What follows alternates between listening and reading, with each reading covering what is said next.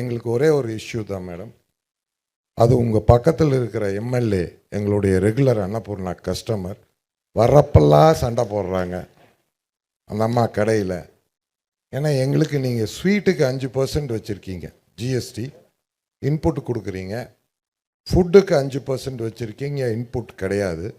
இந்த காரத்துக்கு 12% வச்சுருக்கீங்க.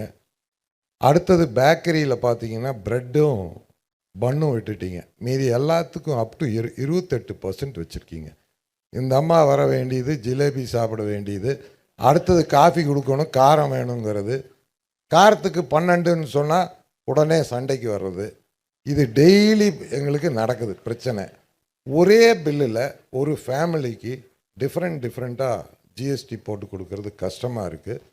ஒரு பன்னுக்கு ஜிஎஸ்டி கிடையாது, பன்னுக்குள்ளே ஒரு க்ரீம் வச்சுட்டா அதுக்கு 18% ஆயிடுது.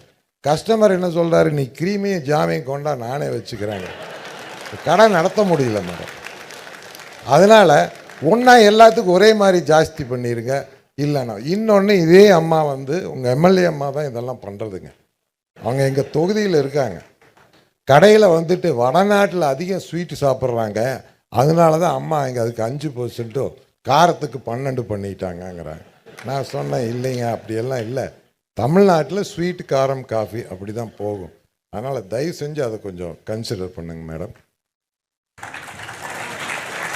ஸ்டேட் வாரிய டாக்ஸ் போடுறது இல்லைங்க. இல்லைங்க மேடம், இந்தியாவுக்கு பூரா சேர்த்து நீங்கள் ஏற்றி விட்டாலும் சந்தோஷம். சார் ஒரே மாதிரியே பண்ணுங்க, தனித்தனியாக வைக்காதீங்க.